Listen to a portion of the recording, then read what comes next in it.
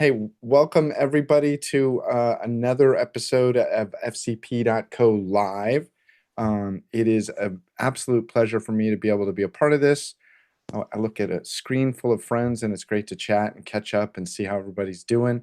With us today, of course, Peter Wiggins. Hey, Peter, and Sam. But we also have Philip Hodgetts. Philip is going to tell us about something pretty soon. And welcome, Joseph. How are you? Very, very well. Good morning. Great, great. So I want to thank, and I have a couple buttons I want to click over here. Pardon me as I click some buttons. Boop, bop, boop. I want to thank Otherworld Computing, maxsales.com, and they have a really fun new product. They're sponsoring the show. I'm jumping past that because I want to show you this new product that they've told us we can now start talking about. It's called the Thunderbay Flex 8. I'm calling it the Flex Bay. Anyway, this thing is cool. It's got a bunch of hard drives in it, or potentially, and you can fill it out with SSDs or spinning drives. You can put cards in the back. It's got a card reader. It's like I think you can also charge an iPhone on it. So, or I mean a it's the primary use case though, right? I think that's the ultimate MacBook Pro charging station. Anyway, this thing is really cool, and we're going to be doing a fun promotion PR trick. Peter, can I tell about that, or are you going to save that for later? Go ahead. Well, what we're going to do, because it's so flexible, we're going to do a kind of like a rolling review. So I think it's coming to me first. Of course. And then I'm going to do a review. I'm going to stick a Union Jack flag on the side, and then off it'll go to somebody else to do another review using it in a slightly different way. And then they'll do a review, and then it'll go on to somebody else who uses it in a different way. You know, obviously I'm editing. Somebody might be a DIT. Somebody might try and put some cards in it, whatever. Because this thing is so flexible, it's just trying to show it being used in different scenarios. That was the idea. I'm quite looking forward to it, actually. And in terms of scale, here's a picture of it set up with somebody's computer. So it's really it's a sexy looking box, and it does a lot of stuff. It's like a big giant digital problem solver. Yeah, should be fun. So, kind of like it's a BYO CPU Mac Pro. I don't know what that means. It's like a Mac Pro tower. It's like a Mac Pro tower, just without the Mac in it, right? So if you have a Mac Mini or a MacBook Pro connected to this, you've just kind of built a Mac Pro. Yeah, right? You got all the expansion. You got the That's slots, a good point. But considering you can put a eGPU in it, it really is a great companion for a Mac Mini. Well, watch this space. Watch this space for releases. Anyway, and then I also want to thank Idustrial Revolution, makers of Final Cut Pro 10 plugins, and really that's kind of the main thing we want to talk about today. So, Peter, do you want to explain this, or do you want Philip to explain what we're talking about today? Oh, I think Philip could start, and then I'll jump in and maybe talk about how the thing was born.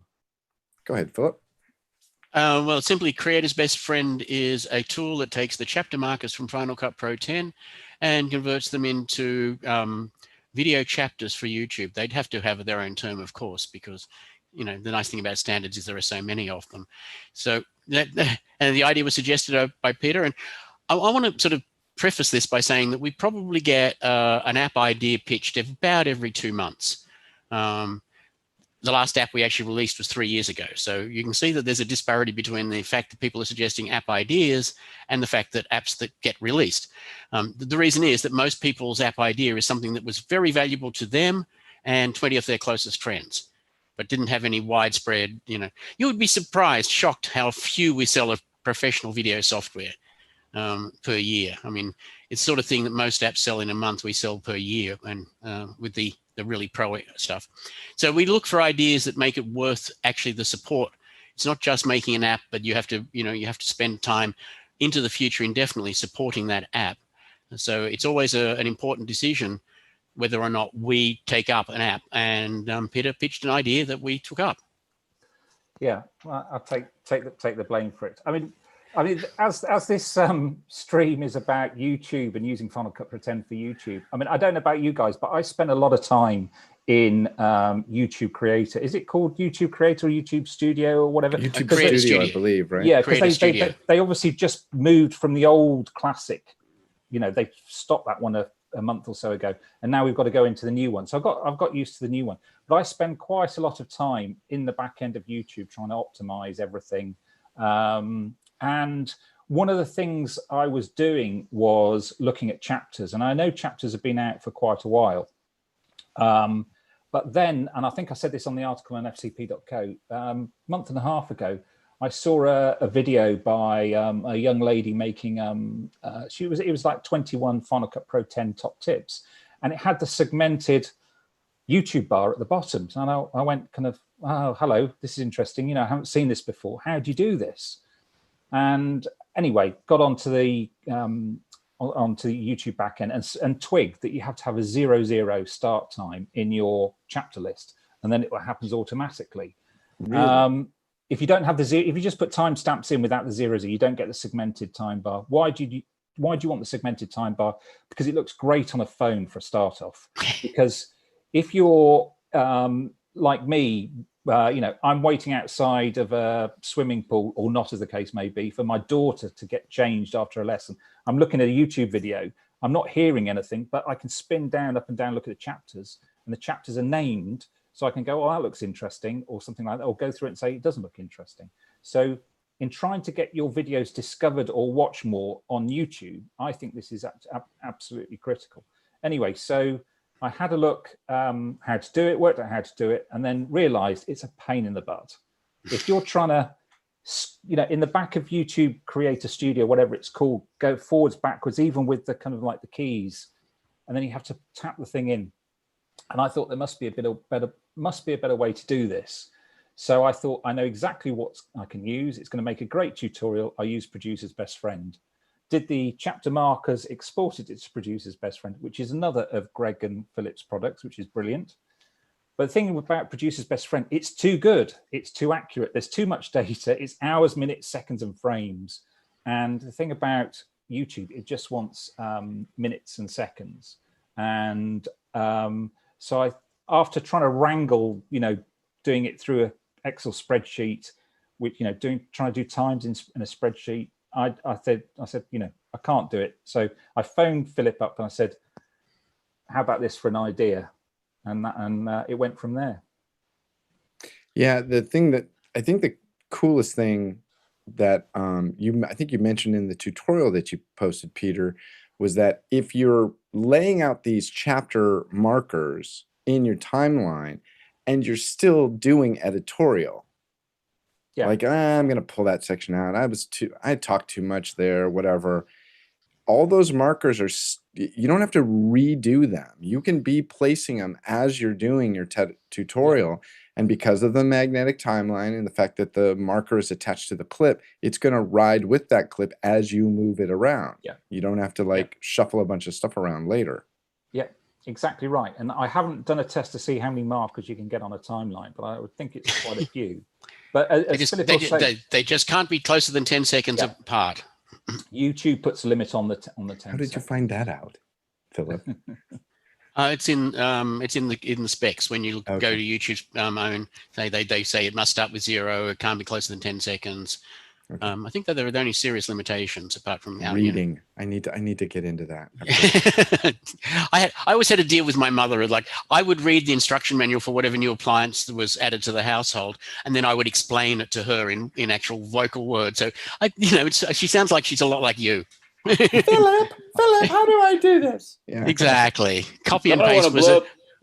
Anybody's spot. I'm just curious, actually, is there a screen demo? Is there a possible example? Yeah, let's see it, Philip. Show us how it works. Sure.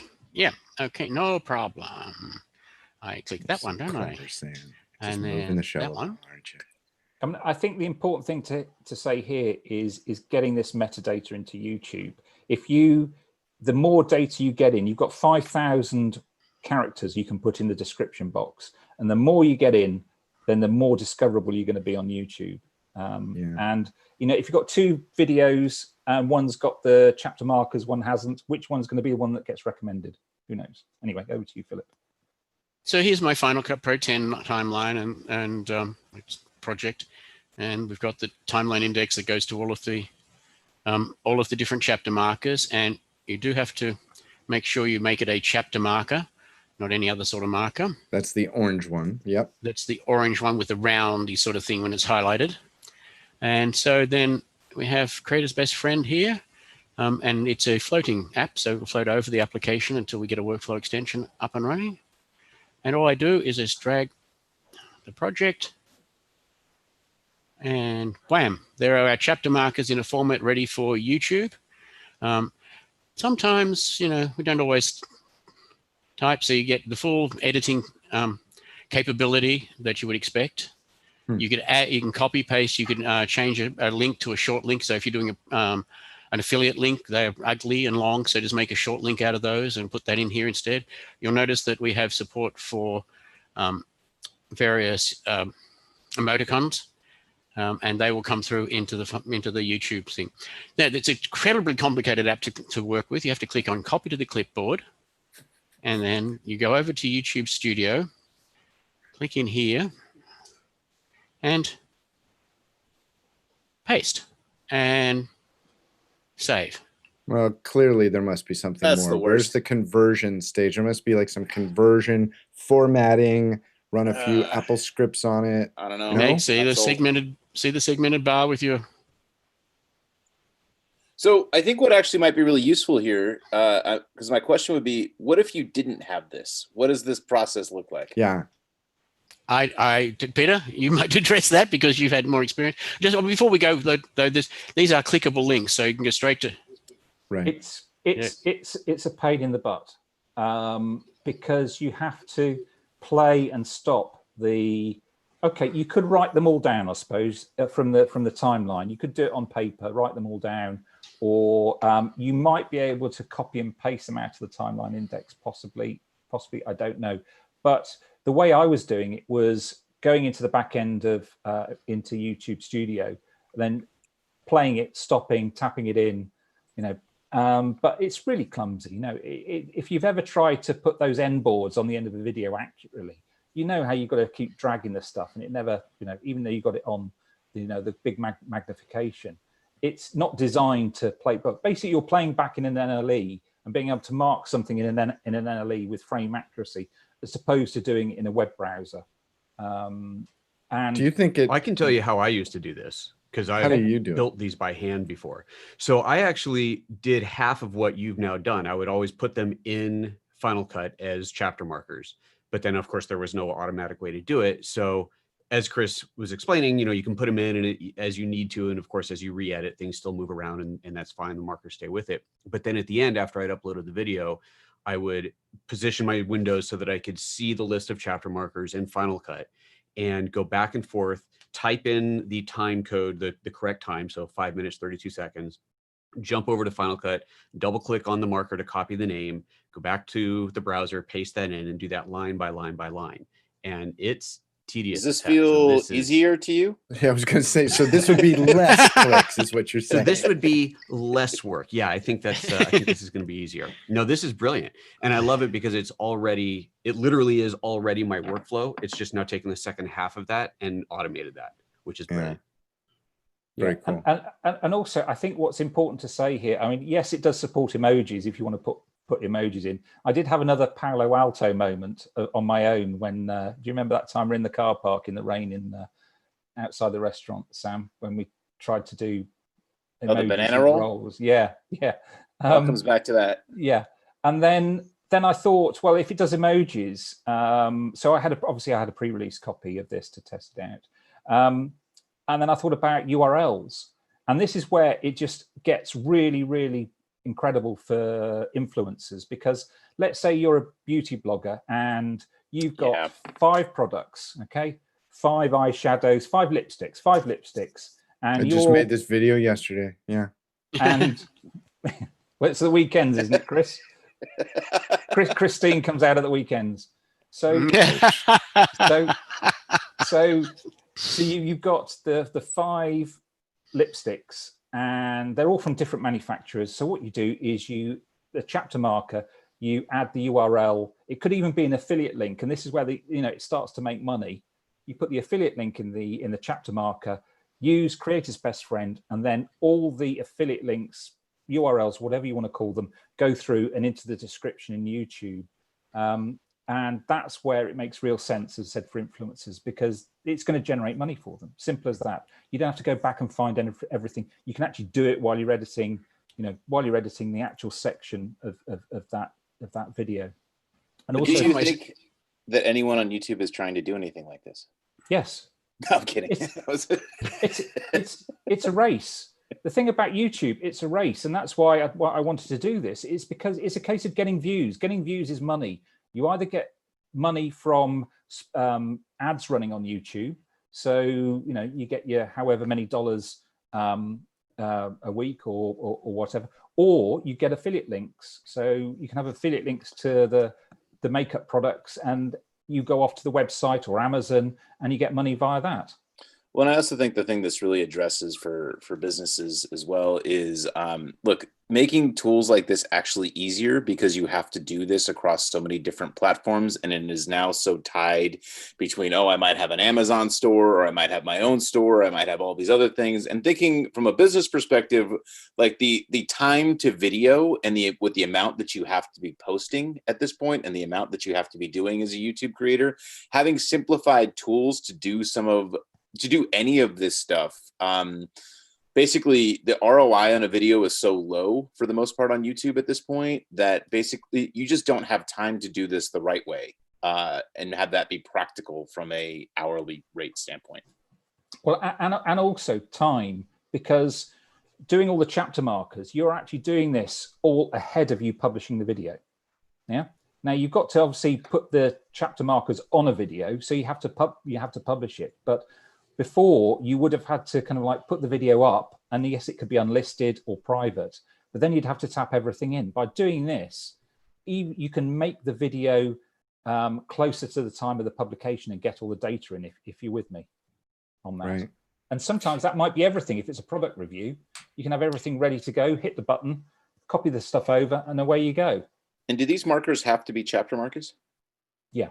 Yes. So one thing you may want to show everybody, because it's not necessarily obvious, and there may be some less experienced Final Cut users out there. I was going to ask this. You might want to teach them how to actually do a chapter marker really quickly versus a regular marker, because you may have a lot of people accidentally trying to do this with regular markers.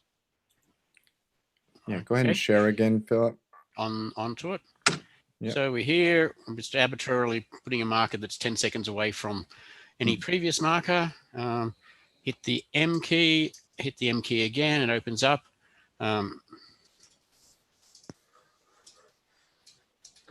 And we've got to change it to the chapter marker. This is the most important thing, is this bit here. Is we have 3 different types of marker: the regular marker, the to-do, and a chapter marker. If you don't use the chapter marker, it will not work. Right. And if I drag that over again, you'll have a new one. See, we've got, this is the, wow. Yep. This is chest marker. So it updates. So I have a related question. The chapter markers also have the range tool on it, where you can drag out the length of it. Does anybody know a use case of where that's necessary? It's not a range tool. When you drag them out, you get that orange. The little orange line, yeah. That's the poster image. If you're going to make a DVD, that's the poster image of the chapter marker. The end of that orange line is where the where the actual little marker is. You get that big blob. That's where the poster image is of the chapter marker. So the chapter marker and the poster image can be. And as an aside, if you export this movie and even run it through compressor, those chapter markers and poster images presumably also will make it to your MOV or MP4 that you kick out. Yeah. Which is kind of fun. And they work in Vimeo too. The output of this, Peter said, you found out works in Vimeo as well. Yeah, thank you So- to Philip Johnson up in Scotland, who he had a pre-release copy, and I sent him, and he sent me a text, said, "Does it work in Vimeo?" And I went, "I've never thought." You know, I'm so kind of like focused on YouTube, I never thought. And so he tried it, and they work in Vimeo as well, because it starts off at 0. I'm not too sure about the clickable links, and I Would it also work in Wistia, which I know is another online platform that a lot of creators use on the content marketing side?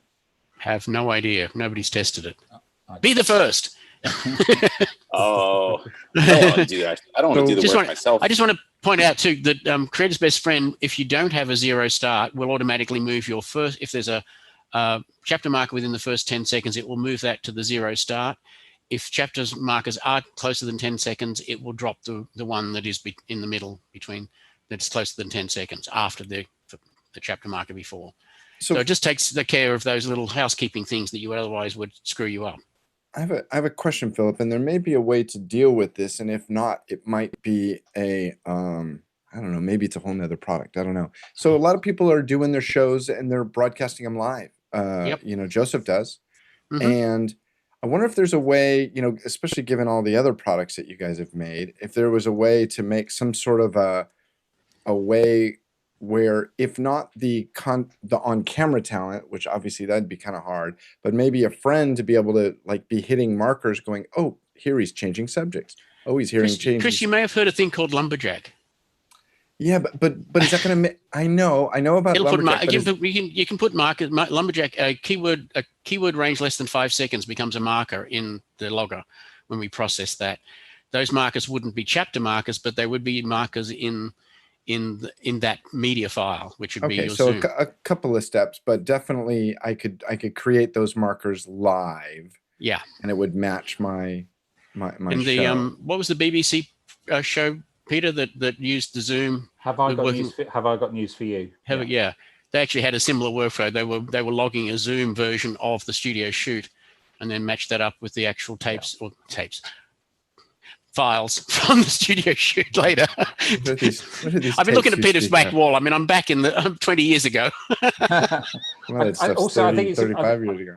I think it's important here to say that when for the demo video that I did, I put it on the previous show of this, because the previous show we had with Nate talking about the Princess Bride was an hour and 10 minutes long. So it was something I had that was over an hour long. And that was one of the questions Philip had, you know, what about when it goes over the hour? But it all works perfectly. And after we tweaked it, I mean, the first time you did it, it didn't work because we hadn't taken that use case into account. Yeah, and I think the longest ever YouTube recording is 576 days or something bonkers. Which anyway, don't worry about that. So what I did was to get the markers on the live show. So the live show that was on YouTube already, I just took the recording off Zoom and dropped that onto the Final Cut Pro 10 timeline, synced it up with the in point that I'd trimmed, which is another beef with me with YouTube, but that's a different story. And then put all the markers on, and then transfer those markers on into YouTube, and it all synced up perfectly on there. So Joseph, is this a tool for your future? Absolutely. Yeah, without question. It's funny because doing chapter markers is really important and really beneficial, especially on longer videos. I mean, I've seen some YouTubers do them on like a 8-minute video and they have 30 chapter markers, and you're going, okay, come on, you don't really need it there. But when you're doing, I'd say 10+ minute long videos, especially if you do have significant different topics within the video, then chapter markers are key. But as discussed, they've been historically quite a pain in the butt to put in there. So this will make it a lot easier. In fact, I just uploaded a video last night that was an older project that had some rework done to it, and I fully intend to go in today and add chapter markers to it because it's going to be easy. Yeah, it really makes a big difference in terms of like, this is something that I've dealt with for years, of struggling with the idea of lost information. You know, if I just open up a mic and record and talk and I'm done, like a typical podcast, unless somebody's taking really good notes, and I never did on my podcast, or if somebody's transcribing it, which of course I couldn't afford on my podcast, a lot of that information in its analog form, even if it's in a digital file, it's lost information. And having these chapter markers, like Peter mentioned in his tutorial, this is now all searchable data. It pops up in metadata for YouTube. So if somebody's looking for, what was the, I can't remember what the, you know, I think you had the thumbs up icon in your tutorial. It's like, if somebody's looking for that, it's gonna pop up in a search.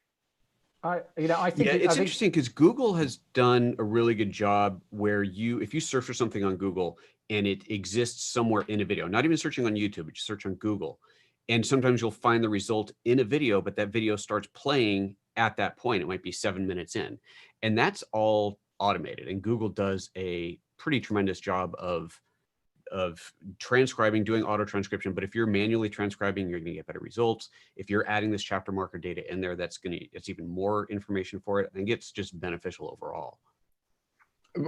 Are you saying that, I think I heard you say this, right? Let's say I say the phrase, this is the most important thing ever to be on YouTube. Are you saying that YouTube is going to auto transcribe this, and if somebody phrases or does a search later in Google, the most important thing ever said on YouTube, that it's going to find this portion 26 minutes into this video?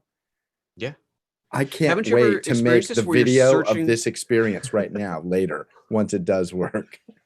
Well, I mean, I have no idea what it takes to actually show up in that search result, right? I mean, it's got to be a pretty popular video, I would imagine, to show up at the top of the Google search result. But I experienced this exactly this morning. I was trying to remember how to do something in Lightroom Classic, and I searched YouTube for it. I searched Google for it, and a video showed up. When I hit play, it started playing, you know, X number of minutes into the video at exactly that portion. I've had this a bunch of times show up. Yeah, and chapter markers are only going to help that, because it all goes into the Google algorithm, saves them a bit of work, helps them point in the right direction. And you know, as I said before, I mean, the thing about YouTube is it's very similar to making your own, you know, film. And can, like Sam will know or know this, is that filmmakers these days spend a lot of time and effort in making their own film. And what they don't do is they don't do the marketing that goes associated with it. There are so many good independent films sitting on shelves or on hard drives somewhere. And I think it's exactly the same with YouTube, is that a lot of people upload to YouTube, get it on YouTube and think, that's it. You know, it's on YouTube, people are going to discover it. They're not. They will not discover it. I guarantee you they won't. It's not going to happen. There are people out there. There are people out there who are analyzing keywords. They're analyzing. Well, and this is the big shift, I think, that people really need to wrap their heads around. Is it used to be that you would make a film or a piece of content, and you would say, and you would spend all your time trying to get the studio or some big place to say, hey, you did a great job with that. Here's money. We're going to take it from here, kid. And so you had an entire generation of people being like, I just need to make the best thing I can possibly make. And somebody's going to handle this whole magical deliverable audience thing. I don't even need to know anything about that. But now actually it is completely shifted to actually you need to be an entrepreneur with your video if you want to be able to do this in any kind of sustainable way, and having simple, effective tools and really having education around best practices on how to do this correctly in a really not obvious system. And frankly, you know, what we even showed, I bet you probably 3% of the average Final Cut users even know how to make a chapter marker. So to get past from there onto the next level of how to do chapter markers in YouTube effectively and all of this stuff, like the amount of information that you actually need to use to get to in order to do this effectively, like there has to be a streamlined approach to this, because even if you were a professional creator like Joseph is doing all of this stuff regularly, his process prior to this app was unpleasant and a time suck, and really taking away from like what he would rather be doing on the creative side of things, but he has to do it because this has to be done. That's the exact underpinning of everything that we do. Greg and I are basically always trying to take the boring parts out of post. And that's, you know, that's our underlying principle that, you know, if we can take the part that's repetitive, that you can teach somebody to do, then, you know, that's the boring stuff. So you need that to be, you need to have more time for the creative. can I back up a little bit between what Joseph was talking about with the automatic search and what we're doing with chapter markers? It's the difference between implicit metadata, which is there anyway, and explicit metadata, which somehow has been added to make it clearer. You know, the search result metadata is implicit metadata. It will be found, but it's not necessarily accurate. It's going to need interpretation, whereas the explicit metadata is better because it is specific to that material. It is already filtered for you. It's already decided which is the important keywords for this section because it's been explicitly pointed out in the chapter marker, rather than somebody having to find it any further. It's important. I'm going to have to do a test and make a YouTube video. And there's this great Monty Python line when they're talking about languages and it's my hovercraft is full of eels, and I'm just going to put that in as a chapter marker, and then just kind of like see, give it a few days, and then tap it into Google and just see if I go there. But for me, I think it's interesting because I've got a couple of colleagues who are authors, and apparently now, if you go to a publisher and you say to them, "I'd like to, I've written a book," they ask you how many Twitter followers you have, because they realise that they need that momentum to get this thing going. The actual inertia of trying to get people to buy a book, or same thing with watching a video, and optimizing your YouTube channel, your videos is no different. I mean, I would like to ask Joseph, because he's on, and because I'd like to learn. I mean, I spend quite a lot of time deliberating over thumbnails and descriptions. Do you do the same? Oh my God, thumbnails. I have learned this over the years of doing YouTube. Thumbnails are so important, so important. And there's many different philosophies behind what you should put in them. People will tell you have to have a face in there. A face gets more clicks, and a face definitely draws your eyes to it, though. Whether it preferably not your face, though, right? Well, exactly. Then there's the problem. When you have a face made for radio, you really would prefer to have somebody else's face, right?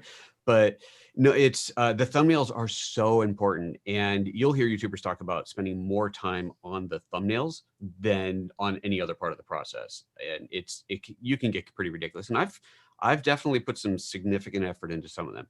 You look, some of them maybe not so much. There are definitely ones where you're going, I can't even figure out what to do. Certainly not to include a face without just doing it for the blatant, this type of a thumbnail. Yeah. These kind of things you see all the time. Freeze frame that. And it's just like, good luck. So annoying when it's unnecessary. But there are times where it really works. And like there was one recently where, what was it? It was on the A10 Mini Pro. And I did a thumbnail off of that meme that's from, not South Park, Futurama meme, where there's the guy holding out the money going, take my money. And this, like, that meme gets used all over the place. So I did a play on that. And I went to really great efforts. I copied that meme, I took that GIF and converted it to JPEG and brought it into my camera so I could do an overlay. My camera has a feature where you can pull up a previous photo to try to get the perspective just the same. And exactly. And I'm standing there looking at a monitor, and I'm trying to get into get the right focal length and get the right perspective. And it's a cartoon drawing, so it's a forced perspective you can't recreate, but got as close as I can. I had cash in my hand, spreading out the bills to try and look right and get the right facial expression. I put hours into that stupid thing. But you know what? It's a damn good thumbnail. It got a lot of clicks. So really? Well, would you say there are some simple best practices? You don't need to get into your secret sauce necessarily, but if you were to approach it as a novice from a thumbnail side of things, like what are just the basics that you would tell people so that, like, you're not going to do something horrendous?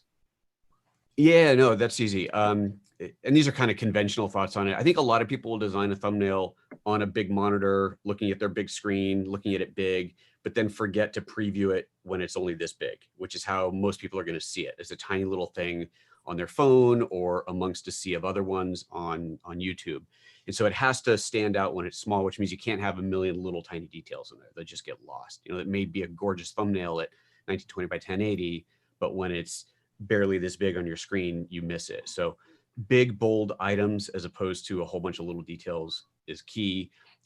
Try not, solid color backgrounds have become very popular. The flat top-down look has become quite popular for thumbnails as well. If you're doing a product layout, let's say you're doing a video, of this keyboard, and having that nice, beautifully shot product shot top down with some bold colors in it can help. Some people will tell you you don't want words. Other people tell you definitely do. I don't know if there's a rule either way, but if you want words, keep them few enough words that they can be big and big enough that you can read them when that thumbnail is small. If you have a little thumbnail and you can't even read the words on it, then the words are pointless. Joseph, did you end up you know, did you end up building your top-down table? I know you were talking about doing that. I did. For product shots? I built a top-down table. I was waiting for like 4 months for this part from Manfrotto because the factory had been shut down in Italy. But I finally got it. So yeah, I have a really nice top-down setup right now that's specifically for this. I also do some client stuff that I need. In terms of legibility and graphics and whatnot, you know, this is something that I've taught or tried to teach to clients for years, that, you know, a lot of times you can lay your stuff out on your screen, but then stand up and, you know, walk 6 or 10 feet away and look back at it, because nobody sees this many pixels. Nobody who watches anything I make has as many pixels, and well, in some cases they do, as many pixels in front of them as I do. And so you have to take that resolution and legibility into consideration, and scale, of course. Like you said, small. Yeah, and that's the just zoom way out on your thumbnail. You know, bring it down to a tiny little thing on your screen. You could even, if you really want to put the time into seeing how it looks against other thumbnails, just take a screen grab of the front page of YouTube and a variety of pages of YouTube, drop that in Photoshop and put your thumbnail over them and see how does yours compare to those. You know, if you're, so YouTube by default has got a white background. Well, if you build this thumbnail that's something against a white background, suddenly that thumbnail has effectively become smaller, right? It's a smaller thing within this sea of white. So maybe that's not such a good idea. Same thing with if people are in dark mode and they're going to have the gray background. Same thing, you could get lost. So if you're going to do that, because the white background aesthetic works, maybe you need a border around the picture, around the whole frame. But you don't exactly what happened with the icon. That's exactly what happened with the Creator's Best Friend icon. The first one did not read well on a dark background. There you go. And like if you're going to put a border, you don't want to put a red border, because the progress bar that shows how much of a YouTube video you've watched that shows up on a thumbnail is red, and that will get lost against your red border. So or make people think, oh, I've already watched this, I don't need to watch it again. Yeah, possibly, but I think it's more about just seeing the progress of it. Like if I've done that on my own borders, on my own photos, thumbnails, and gone, oh crap. Yeah, the beauty of YouTube and podcasts and stuff like that is there's so much market research, if you will, out there. You want to see what the top 100 podcast icons look like? Guess what? Go to iTunes, look at the top 100. You could see the best ones. Now, granted, their content might be better than yours, but at least your icon can be as good as theirs. And it makes sense. You can look at it and see what does pop, what is relevant, what you know, what draws my attention. And then while you're at it, show it to your family members and see what they think too. Can I jump in about thumbnails? Yeah. You probably know that about 2 years ago, everybody started to withdraw advertising from YouTube because stuff was being shown to kids. And so now you have to explicitly say whether your channel and/or video is for children or not. And if it's for children, it won't be monetized, which I was planning on monetizing my 3 children making a YouTube channel until I realized I couldn't do it because you won't get any money for it whatsoever. So I'm going to have to put retirement off for a while and carry on. So no, but this goes further than just not using or saying stuff is for kids, because your thumbnail has to be safe. And what do I mean by safe? What happens with Google? It analyzes your thumbnail for things that might offend. So it checks it for nudity, violence, and things like that. And what I will do is there's a way that you can check it using the Google AI, that you can upload an image to it, and it will actually tell you whether it suspects it's safe. Now, if it is safe, you're fine. If it says it thinks it's got nudity or violence, or I think there's a few other things in it as well, then you possibly are going to get marked down in the search. And listen, YouTube is all about your videos being found. The moment YouTube starts suggesting your videos next to other videos, that's when your views go up. That's the idea. You do not want to get penalized for that at all. And talking of being penalized, you remember, Chris, when you showed that thing? Yeah. All right. Yeah, I mean, I don't even want to mention the name of the film, but there was a still from a film. And I got a copyright hit on FCP.co live, one of them. once you get this hit, it is so difficult to remove. It just, YouTube just got a box. They open the lid and they just throw your video in, put the thing down, and and that's it. So what I would say is, you want to hear a nasty story of copyright violation? Oh yes, please go on. So as Chris said, I used to do all live shows. All my shows were live. That was my format. And last fall, for the Apple keynote, the one where they launched the iPhone 11, whatever the heck the current one is, I did what I have done for every Apple keynote for probably 4 years or something. I did a simulcast where I'm simultaneously broadcasting their keynote and overlaying myself in the corner, knocked out silhouette, MST3K style, talking over the keynote, commentating on it, right? And it's been fun. It's been a load of fun to do. And typically what would happen is after the live show, at some point shortly after, I'd get a copyright notice just saying this video can't be monetized because it has copyright content in it. Okay, that's fine. And usually I would just turn them off the channel anyway. Well, the last time I did this, maybe 15 minutes into the show, my show's pulled off the air. My live show is gone. And I'm like, I'm going, what happened? Why are we off the air? And I go and I see this big thing, copyright violation. I go, ah, crap. So I delete, obviously the show stopped. I delete the show. Oh, well, guess we can't do this anymore. Go about my day. Go to do another live show a few days later, and I can't. I have been banned from live streaming. And I go through all the rules and I figure out, well, this has to be because of the Apple thing. So I reach out to YouTube and I say, look, what I was doing is fair use. I was adding commentary over it. This is legitimate fair use. And I go, okay, that's fine. Show us the video that you had done, and so we can evaluate it. And I go, oh, well, I deleted the video because it was a copyright violation. They go, well, if you deleted it, we don't have it. We can't verify if it was legit or not. So the copyright strike stays. I was banned from live streaming for 3 months. Oh. Completely changed what I do on my YouTube channel because I couldn't do what I normally do anymore. So if you had left it up, they could have reviewed it and let it up unlisted, of course. Just unlist it. Yeah. So oops. So if you're going to break the rules, don't delete the video after you get caught if you feel like you might have a fighting chance to get it back up. But yeah, that sucked. I mean, the thing with trying to battle or negotiate with YouTube is just you're talking to a robot, and you have to get through all that the artificial intelligence to get through. Yeah, we thought government was bad, right? Yeah, and if you're lucky, I'm pretty sure if you've got more than a certain amount of subscribers or something, you'll know somebody there and have a contact, and when you get your silver play button and whatever, you'll know somebody. But we speak to your manager, and then we get the bigger bot. You can get personalized help before that. There is a contact YouTube system that actually works pretty well, except that if you get put in touch with the wrong person who doesn't know anything or doesn't know how to solve your problem, I don't know what it is. It's like a rule that says if you don't know how to solve the problem, just piss off the customer until they leave. I think that's the rule within YouTube. I recently had an issue with my channel that was a legit issue. I had a ton of information to prove what was not working. And initially I had somebody who really understood it, asked me to provide a full screen capture of the whole thing. I did that. And then it got handed to somebody else who was a complete moron. And their inability and unwillingness to actually help was so astounding that they finally just said, well, go basically resubmit your case and start over. And I did that. No one got back to me, but then maybe 3 weeks later, the problem had been solved. So somebody actually looked at it and fixed it, but I got no response back. And it was just like, you people are driving me crazy. Yeah. But yeah, that's what you get before you have a play button.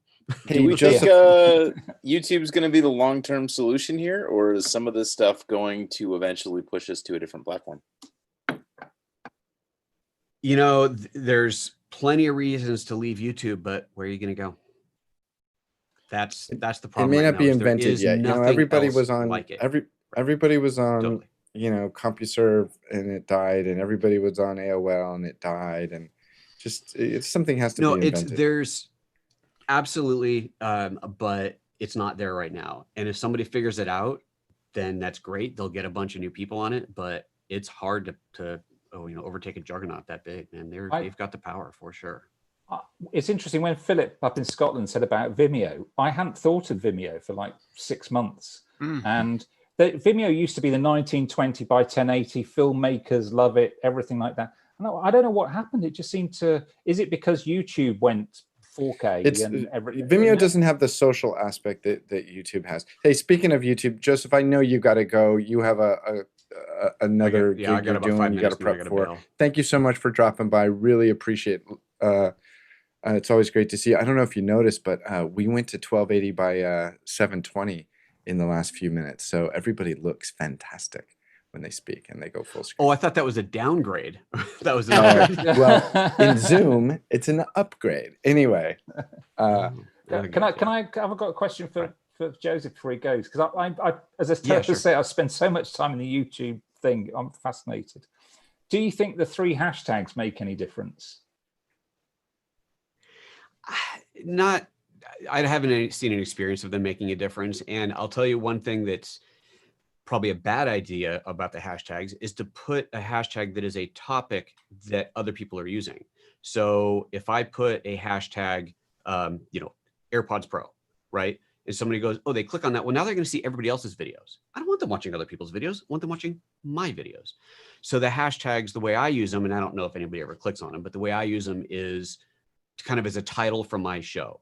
So if I wanted to put like PhotoJoseph's photo moment, that's a hashtag that I would use. And that way you click on it, you're going to find all the rest of those. I don't know how many people actually use them. I feel like it's one of those features that might go away, but don't put hashtags that other people are making videos on, because it just drives traffic off your channel. Yeah. Interesting. Because my personal opinion. As I said to you, just trying to get discovered. The moment you appear in searches on YouTube is that when your views go up. So I'm kind of working on the basis that if I try and give YouTube all the data I can put in, and I don't stuff it with affiliate links and stuff like that. So I see a lot of photographers, and they have, here's the list of my kit, and it's like 30 Amazon links or B&H links or something like that. And I'm thinking, well, that's taking you off YouTube to YouTube rewards people that stay on and watch another video, and it's all about watch time and stuff like that. If you haven't got your 4,000 hours watch time, you need to push everything up. So what I'm trying to do is give all the data that YouTube I can put in without breaking any rules, and that's what I'm trying to do. The hashtags being one of those things. Yeah, and I think one of the things that we've learned. Yeah, I'm going to go in just a minute. I'll answer this one, but one of the things that I've been doing that you hear about, YouTube doesn't want you to send people off the platform, right? And so if you have all these affiliate links in there, which is totally legit, you have all these affiliate links in there, every one of those links takes people off the platform. So in a desire to keep the algorithm from dinging me for taking people off the platform, and a desire to, if I'm going to send people anywhere, I want to send them to something else that I control. What I do on my videos now is, instead of having a long list of links, there is one link that says something like, all the links you're looking for are here. And that takes them to my website, to photojoseph.com, to a page that is for that video, that has that video embedded in it. And then that one has all the links on it. So it is one more click. So I probably lose some people because they can't be bothered to make that extra click. But for those that do, they're now on my site, where I can upsell them on my own membership and all kinds of other things.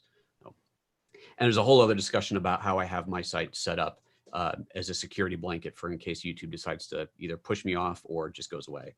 But that's a topic for another day.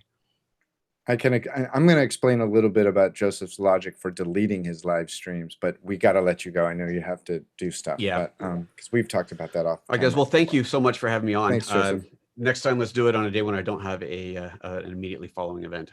Thank you. It's just great, man. Really valuable information there. Absolutely. Thanks for making this tool. I can't wait to put it to use. I'm going to do it later today. Cool. All right. Thanks, Joseph. Right, guys. See you later. Bye-bye. Yeah, as I was mentioning there, Joseph has found that because YouTube doesn't favor live streams when they're not live very much, he doesn't let them stay on his YouTube channel for too long. What he'll do is he'll remove them and post them on, or I guess he unlists them or whatever. Unlist them, yeah. Yeah, and then he embeds them on his website with, again, back with all those links. Okay, well, here you go. I've got another problem that's similar to Joseph. So let's take this show that, you know, we hit the go live button at 2 minutes before the hour. So when somebody goes on to YouTube when we finished, they're going to have kind of 30 seconds of you and me going, are we live? Don't know. I'll check, whatever, you know. Right. And that's not great. What you want to do is you want to come in hard, hello, welcome, etc. Not a problem, because you can go into the YouTube backend and you can go into the editor and you can trim. Okay, so you can trim the front and the back off. But however, if you've got an hour-long show, it can take 24 hours for the timeline to appear for you to be able to trim it. Okay. Now you think, well, it's simple. If I was going to do it on this one, what I do is we go, everybody goes by and everything like that, shut it all down, make sure we stop broadcasting like last, 2 weeks ago, we were still live wondering how to turn it off, which I cut off the end, but it probably exists somewhere. And I look at it, and what I do is I leave the YouTube page up, come back in the morning, and there it is. The YouTube goes blue, and you can trim the front and the back. The problem is when you trim the front and the back and hit trim, it takes another 24 hours for it to actually happen. So you're talking about 48 hours before you can have the trimmed version on YouTube. And it takes... That doesn't seem right. Are you sure you're doing it right? Yep. Yep. Well, I'll tell you what, I'm more than happy to get you to log in, or I'll do a screen recording for you. Yeah, so no. Because that's what I want. I want a 48-hour screen recording of your computer processing a YouTube time. Shall I put it next to the 3 hours you left broadcasting on Zoom that I've got recorded somewhere? Yes, I want to see that too. It's bound to be embarrassing. So now I'm thinking for the live shows, we go live and that's fine. But what I do is I just pull the live recording, make it unlisted, and I can trim the live recording and get that live show back up there. Yes, it won't be on the same URL, but I can swap the URLs out. It'll still be on Facebook. And I'm now thinking that's probably going to be easier. And I've got more control over it, and it's quicker. Yeah. How do the views on YouTube versus Facebook relate? We get more on YouTube. Well, it's interesting now because I've used a different method to broadcast to Facebook. Broadcasting to Facebook is quite clunky. You know, you hit a button and it pops up. But I'm using I'm doing the RTMP streamer, and it will stream into a placeholder that's actually on Facebook pages. So the Final Cut Pro Editors page. Instead of saying, guys, we're going to go live, and then going, you know, here it is, we've gone live, you just do one post and it appears, the video then appears in the post, if that makes sense. Yep. And it worked. Struck lucky, I suppose. What are your experiences, Sam? Do you ever deal with the SEO and you know, getting things more viewed, or are you just popular because you're Sam Messman? No, I didn't used to.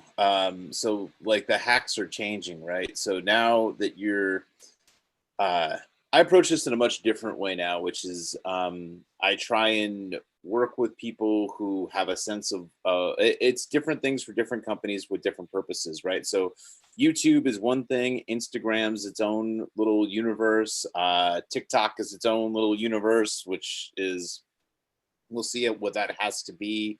And Facebook is its own little universe. So these are all, there's optimized ways of everything mixed with Google ads and, you know, search results. And so really the question now, the way that I look at this is, what am I trying to accomplish? And you're going to use a different program or platform for one thing and one set of advertising than you're going to use for another. All of them are overly complicated with too many rules. So really what you kind of want to do is create some best practices within your organization or what you're doing as standard operating procedure. And then a lot of it comes down to really marketing money and how you're going to demonstrate deliverables and real world analytics and ROI for whoever you're doing your marketing with. And that can come in a variety of different ways. The biggest thing that most people don't realize is that actually the number of views are not the most important aspect of this. You could have 1 million views by people who do not care whatsoever around anything that you just did. A view, for instance, from fcp.co or an article on there around this type of thing, around, for instance, this type of application, is significantly more important than if someone who has a Teletubby video channel suddenly decides to post about Creator's Best Friend on their YouTube channel. You're not going to probably have a lot of people who are going to convert on that channel, versus where you might have 50 people watching this, you might actually get 45 sales. So really you're dealing with niches and who are you trying to contact and reach with your audience. Most people just look at the numbers and they're like, oh yeah, this person, oh, that we got to give them lots of money, but they don't really examine the ROI out of some of this for their customers and who's likely to convert. So really conversion is significantly more important than views. And how do you even measure conversion? There's not a great way to do that either, because really in many affiliate programs, for instance, you have links that expire over 30 days. However, in many cases, you have a long tail around a video that will go for multiple years. So you still have stories that show up in search results. So the reality is that I approach this in a significantly more nuanced way, which is like, how are you really building an audience and how are you leveraging different touch points on different platforms to construct a larger strategy, versus just how am I just accumulating the most hits or subscribers? What do those hits and subscribers mean? What is the purpose? Who are you trying to make happy? I look at marketing now as who are you trying to make happy and how are you trying to reach authentically your audience with content they want to see? Where and how do they want to see this content? The real science is how do you deliver the right thing for people where they are? And that's really how people need to start approaching this versus just being hit horse. You know, Peter, Joseph made the comment about being careful to use hashtags that other people are using. You know, there's two sides to that. And he had to run, but I didn't have a chance to say it. Sometimes using a hashtag that other people are using is actually good if you're trying to get noticed by that crowd. You know, it may not be bad to be, you know, standing next to the prettiest girl. You know, it's like, at least now they're looking toward me. You know, I mean, the hashtag thing's been going for about a year now. So, I mean, if you don't know, you can put 3 hashtags in and they will appear below the video on the left-hand corner, and they're clickable. They go blue and they're clickable. You can only have up to 3 on there. Now, what YouTube has just done, and it's a shame Joseph disappeared because I wanted to ask him, in the last week or so, they've announced that you can name other YouTube channels in the description. So, yeah, it's a constantly moving target, and you have to stay on top of it. There's a creator channel that YouTube do, and they've got videos for creators that's worthwhile subscribing to because it tells you stuff like this. But so consequently, if you look at the description for this show on YouTube, it should have. It's not going to have it now. Yes, it does have, because I've got it right in front of me. It's got PhotoJoseph's name, and in blue, it's got his channel. Now, if you click on that, you go to his channel. So I'm thinking, oh, this is brilliant because I can name people. You know, I tried to get a couple of guys on to talk about YouTube, but they're so busy. You know, they don't respond to. I've fired loads of emails, messages, whatever at them. So that. So I thought, I can actually tag them on this, but you can't, because you can only name in a channel people's channels who've got similar audiences to yours, or how do they determine that? Or lower. So consequently, if a big YouTuber, PewDiePie, wants to put, he won't put, the FCP.co channel in, it will appear as a clickable link in his description, and I will get a notification. Who did you say? I'm not going to mention him again. Oh, come on, just say it. I just got a real quick kick out of hearing you say his name. No, I'm really careful about how we mention stuff on here. Also, swear words. There's a thing about swearing.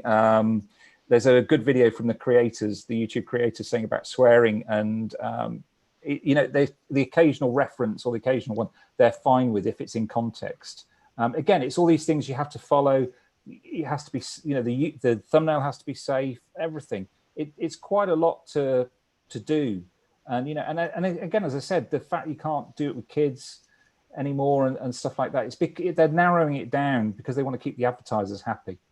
And they want to keep their money as much as possible. Hey, so we should wrap this up. I just want to say one more time, go check out this thing at Otherworld Computing, maxsales.com, the Thunderbay Flex 8. It's really cool, and they do sponsor this show, and we want to thank them. And then I also have, you know, I want to thank Peter and Idustrial Revolution, and also Philip. Thanks for dropping by and explaining the new tool.